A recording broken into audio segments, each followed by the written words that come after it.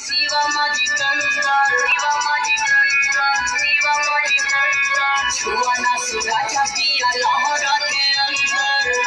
लगाने के पड़े बाटे आखी शिवा माझी गंगा सुराजा पिया लहरा के अंदर देवारा सुभाष छाके दिया नाम दादा देवारा सुभाष छाके दिया नाम दादा धीरे धीरे राजा